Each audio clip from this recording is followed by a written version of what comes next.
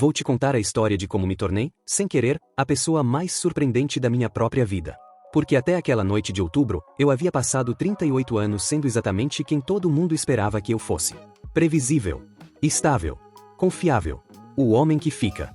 Ela pediu um casamento aberto porque acreditava que o marido jamais faria o mesmo.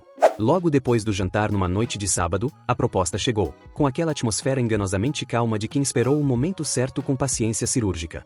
Ana pousou o copo de vinho. Me olhou com aquela expressão que eu havia aprendido a reconhecer em 9 anos de casamento como conversa que ela já decidiu ter. Preciso te falar sobre algo que está na minha cabeça faz alguns meses. Cruzei os braços. Esperava a conta não paga, problema de trabalho, coisa de família. Eu quero propor que a gente abra o casamento. O silêncio que veio depois não foi vazio. Foi cheio de coisas que nenhum dos dois disse. Deixa eu te dizer algo sobre Ana antes de continuar, porque ela não é uma vilã dessa história. Nunca foi. Ana é inteligente de um jeito que intimida antes de encantar. Tem aquela presença de quem ocupa o espaço completo de qualquer sala sem fazer esforço para isso. E tem, ao lado de todas essas qualidades, um ponto cego específico que levou anos para eu identificar completamente. Ela subestimava as pessoas que amava. Não por maldade. Por uma certeza silenciosa de que as pessoas ao redor eram predizíveis de uma forma que ela, com toda a sua complexidade, não era. Ela havia me colocado num quadro mental específico, o marido leal, dedicado, que nunca questionaria a estrutura da vida que construímos juntos. E havia proposto o casamento aberto porque esse marido, ela havia calculado, diria não uma vez, depois duas, e eventualmente cederia porque era quem ela achava que eu era. O problema é que ela estava olhando pro quadro errado. Por que agora? Perguntei, quando o silêncio ficou pesado demais para continuar existindo. Porque eu tenho pensado muito sobre liberdade, respondeu. Sobre o que significa amar alguém sem precisar possuir. As palavras eram bonitas. Tinham aquela qualidade de coisa ensaiada que soa genuína porque a pessoa que ensaiou acredita de verdade no que está dizendo. E você pensou nisso sozinha, falei. Nos últimos meses. Sem me incluir no processo. Eu precisava entender o que eu sentia antes de trazer para você. Entendeu? Entendi que quero tentar. Fiquei olhando para ela por um tempo longo. Me dá alguns dias para pensar, respondi finalmente. Ela assentiu, satisfeita demais com essa resposta para esconder completamente. Ela havia esperado resistência. Havia recebido tempo de consideração. Na cabeça dela, aquilo era vitória parcial. Naqueles dias eu fiz algo que ela não sabia. Parei de pensar sobre o pedido dela e comecei a pensar sobre mim. Não sobre o casamento. Sobre o homem que eu havia me tornado dentro dele. Fui até o escritório de casa numa noite de terça-feira e fiquei olhando para as paredes por um tempo antes de abrir o notebook. Não para pesquisar relacionamento aberto. Para fazer uma lista. Era uma lista simples, coisas que eu havia deixado de ser nos últimos 5 anos. Quando terminei, a lista tinha 11 itens. Não era uma lista de acusação contra ela. Era um espelho que eu havia evitado olhar porque olhar exigia fazer alguma coisa com o que eu via. De onde você está assistindo esse vídeo agora? Me conta nos comentários a cidade e o país. Essas histórias chegam em lugares que eu nunca imagino, e fico sempre curioso para saber de onde vocês estão acompanhando. Voltando ao que aconteceu depois dos dias de pensar. No 5º dia, sentei com ela na mesma mesa do jantar de sábado. Tudo bem, falei. Vamos tentar. O que aconteceu no rosto dela naquele momento eu guardo com uma nitidez fotográfica até hoje. Não era alegria. Era alívio. O tipo específico de alívio de quem havia apostado numa direção e viu a aposta se confirmar. Ela havia apostado que eu diria sim depois de alguns dias de resistência simbólica. E havia ganhado essa aposta. O que ela não havia calculado era que eu também havia feito uma aposta. E a minha tinha um horizonte muito maior do que aquela noite. As regras foram estabelecidas na semana seguinte com aquela eficiência de quem havia pesquisado o assunto antes de propor. Transparência mútua. Proteção sempre. Sem pessoas do círculo próximo dos dois. Sem envolvimento emocional que ameaçasse a base. E a cláusula central, dita com uma ênfase que parecia mais para ela mesma do que para mim, o casamento sempre em primeiro lugar. Concordei com tudo. E enquanto concordava, eu estava fazendo algo completamente diferente na minha cabeça. Estava me perguntando quem eu queria ser quando esse experimento terminasse. Porque eu sabia, com uma certeza que havia chegado durante aqueles 5 dias de pensar, que ele ia terminar. A questão era em qual estado eu queria estar quando chegasse o fim. Nas primeiras semanas depois do acordo, ela usou a liberdade com uma regularidade que confirmou o que eu havia suspeitado mas não havia nomeado completamente antes. Havia alguém específico que motivava a proposta. Não investiguei. Não precisei. Havia um padrão nos dias que ela saía, uma qualidade de energia diferente quando voltava, aquela coisa que você aprende a ler em 9 anos de convivência íntima com uma pessoa. Eu sabia. Ela sabia que eu sabia. Nenhum dos dois disse nada porque as regras não exigiam explicação e porque havia um equilíbrio frágil naquele silêncio que servia, por motivos diferentes, aos dois. O que Ana não sabia era o que eu estava fazendo enquanto ela saía. Tinha um projeto que havia ficado parado há 4 anos. Uma startup pequena, na área de educação, que eu havia concebido numa tarde de domingo e depois engavetado porque não era o momento e a gente tinha acabado de comprar o apartamento e uma série de outras razões que eram verdadeiras mas que também eram convenientes. Naquelas primeiras semanas depois do acordo, comecei a trabalhar no projeto de novo. Não com aquela energia nervosa de quem está tentando preencher um vazio. Com a calma específica de quem encontrou o tempo que havia estado ocupado com outra coisa e está usando com intenção.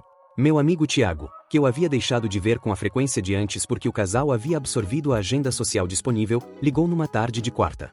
Você sumiu, ele disse, sem acusação, só observação.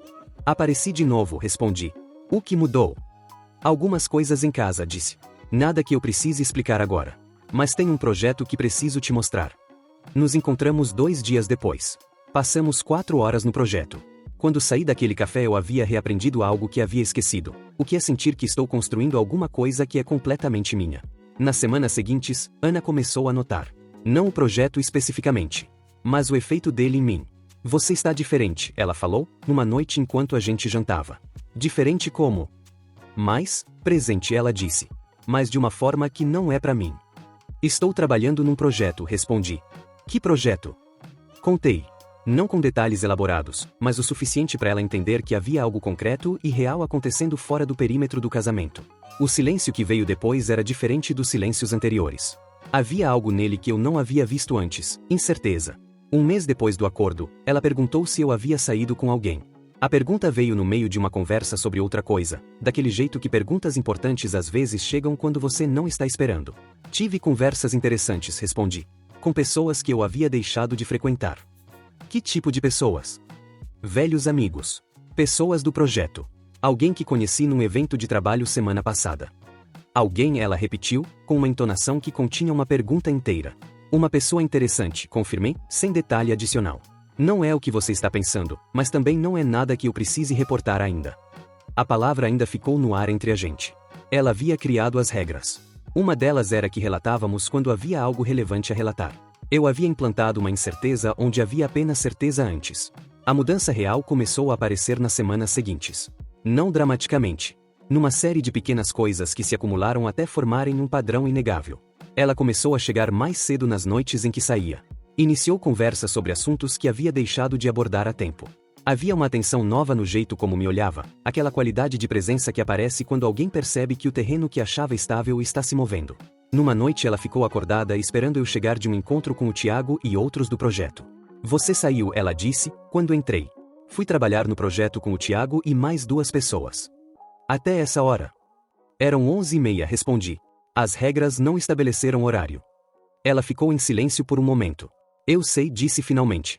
Eu sei que não estabeleceram. Havia algo naquela admissão que era diferente de tudo que havia dito desde o início do acordo.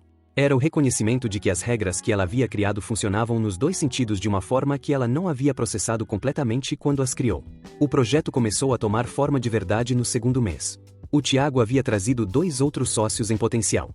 Havia uma apresentação marcada com um investidor que o Tiago conhecia através de um contato que havia surgido de forma orgânica. Havia, pela primeira vez em muito tempo, uma versão de mim que existia completamente independente de qualquer dinâmica doméstica. Ana perguntou sobre o projeto numa tarde de domingo enquanto a gente tomava café. Contei com mais detalhe dessa vez. Sobre a apresentação, sobre os sócios em potencial, sobre o investidor. Ela ouviu com aquela atenção que ela tem quando algo genuinamente a interessa. Você está animado, falou, quando terminei. Estou. Eu não lembro de ter visto você assim, ela disse. Não com essa intensidade. Fiquei em silêncio por um momento. Eu também não me lembrava, respondi. Aquela frase pousou na mesa entre a gente com um peso que nenhum dos 2 comentou diretamente. A conversa real aconteceu numa noite de quinta-feira, 2 meses e meio depois do acordo. Ela havia chegado mais cedo do que o esperado de uma saída. Não com aquela leveza de antes. Com algo diferente, mais pesado, o rosto de quem está carregando uma decisão que ainda não foi tomada mas que já está tomando espaço. Sentamos na sala. Ela ficou olhando para o espaço por um momento antes de começar. Eu preciso te fazer uma pergunta. Pode? Você está bem com o acordo? A pergunta era simples e tinha camadas. Estou usando o acordo exatamente como foi proposto, respondi. Isso não é o que perguntei. Então me diz o que você perguntou de verdade. Ela ficou em silêncio por um momento. Eu perguntei se você está bem, ela disse. Contudo, com a gente. Fiquei olhando para ela por um tempo antes de responder. Em 9 anos de casamento eu havia desenvolvido o hábito de suavizar o que dizia quando sentia que a honestidade completa ia complicar algo que estava funcionando. Naquela noite decidi não fazer isso. Eu estou melhor do que estava antes do acordo, respondi. E isso é uma frase complicada de ouvir, eu sei. Mas é verdade. Melhor como? Eu reencontrei coisas que havia colocado de lado, falei. O projeto. Amizades. Uma versão de mim que havia ficado engavetada porque a vida que a gente construiu não tinha espaço suficiente para ela. Eu nunca pedi que você colocasse essas coisas de lado. Não, concordei. Mas eu coloquei. E não te culpo por isso. Me culpo por ter feito sem perceber e por não ter nomeado quando percebi. Ela ficou processando aquilo por um momento. Então o acordo foi bom para você, ela disse, com um tom que eu não soube classificar imediatamente. O acordo me deu espaço que eu havia deixado de ocupar, respondi. Não por causa de você. Por causa de hábitos que foram se estabelecendo sem que eu examinasse. E para mim? Ela perguntou. O acordo foi o que você acha que foi para mim? Era uma pergunta corajosa. Você propôs porque havia alguém específico, respondi, direto mas sem crueldade. Não vou fingir que não percebi. Ela não desviou o olhar. Havia, admitiu. E continua havendo? Uma pausa. Está complicado, ela disse. Complicado como? Ele quer mais do que o acordo permite, ela disse. E eu não sei o que quero.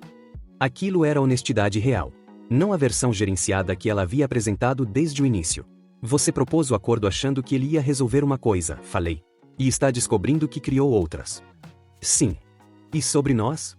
Ela ficou olhando para as próprias mãos por um momento. Eu cometi um erro de cálculo, disse finalmente. Que erro? Numa noite de fevereiro, quase 5 meses depois da proposta inicial naquela mesa de jantar de sábado, ela me fez uma pergunta enquanto a gente lavava a louça lado a lado. Você ficaria se soubesse que ia ser assim? Assim como? Difícil, ela disse. Honesto demais para ser confortável. Fiquei em silêncio por um momento, as mãos ainda na água quente. Eu acho que eu precisava que fosse difícil, respondi finalmente. Que fosse honesto demais. Porque o confortável havia me deixado menor do que eu era. E agora? Agora estou construindo coisas, respondi. O projeto. Uma versão de mim que não precisa ser reduzida para caber. E talvez um casamento que caiba versões completas dos dois ao invés de versões gerenciadas. Ela ficou olhando pro prato que estava lavando por um momento. Eu subestimei você, disse, sem se virar. Eu me subestimei primeiro, respondi. Você só aproveitou o espaço que eu deixei. Ela virou para me olhar. Isso é generoso demais. É honesto, corrigi. Que é diferente de generoso. Ela pediu o casamento aberto porque acreditava que o marido jamais faria o mesmo. E ela estava certa sobre o marido que havia projetado. Estava errada sobre o homem que existia por baixo daquela projeção. O acordo não me mudou. Me devolveu. Devolveu o projeto engavetado. As amizades que haviam ficado em segundo plano. A versão de mim que havia aprendido, ao longo de anos, que ocupar espaço demais era inconveniente para uma dinâmica que funcionava melhor com eu reduzido. Ela havia proposto liberdade esperando que a liberdade fosse principalmente dela. O que não havia calculado era que liberdade real não tem dono. Quando você abre uma janela, o vento entra dos dois lados. E o vento que entrou pelo meu lado carregou de volta coisas que eu havia deixado para trás sem perceber que havia deixado. Coisas que, ao aparecerem, mudaram completamente o equilíbrio de um casamento que ela achava que conhecia de cor. O erro de cálculo dela foi assumir que eu era estático. A surpresa dela foi descobrir que estático e leal não são a mesma coisa. Eu havia sido leal, mas nunca havia sido estático. Só havia parado de me mover porque havia confundido parar com pertencer. E quando voltei a me mover, o que surgiu foi mais real do que qualquer coisa que havia existido na superfície que funcionava. Mais difícil. Mais honesto. E, estranhamente, mais inteiro. Obrigado por ficar até aqui. Me conta nos comentários, o que essa história te fez pensar? Qual momento te pegou mais? Se você se reconheceu em alguma parte disso, o like é sua forma de dizer que esse tipo de conteúdo importa. E se ainda não está inscrito, o botão está esperando. O que vem por aí vai ser ainda mais intenso do que o que você acabou de assistir. Até a próxima história.